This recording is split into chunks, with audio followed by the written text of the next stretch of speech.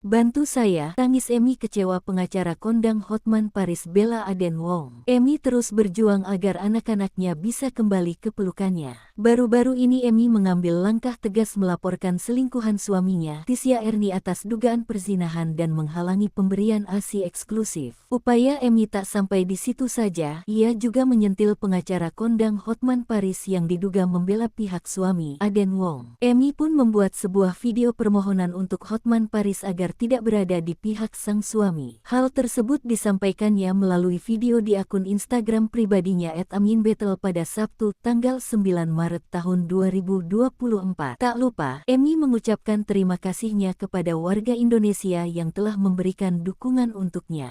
Emmy mengungkapkan bahwa saat ini dirinya belum bersama anak-anaknya. Emmy yakin anak-anaknya sedang berada di Johor Bahru, Malaysia. Meski begitu, Emmy percaya dirinya akan segera kembali bersama buah hatinya. Kemudian, Emmy mengungkapkan pesannya untuk Hotman Paris. Dalam pesan tersebut, Emmy memohon agar tidak mendukung suaminya Aden Wong. Di lain sisi, Hotman Paris yang tidak memberikan klarifikasi apapun membuat Emmy semakin yakin dengan kebenaran kabar bahwa sang pengacara akan mendampingi suaminya. Meski begitu, Emmy tak gentar untuk memohon kepada Hotman. Dengan tangisnya, Emmy memohon kepada Hotman untuk tidak menjadi perwakilan suaminya. Emmy mengungkapkan bahwa yang ia inginkan hanya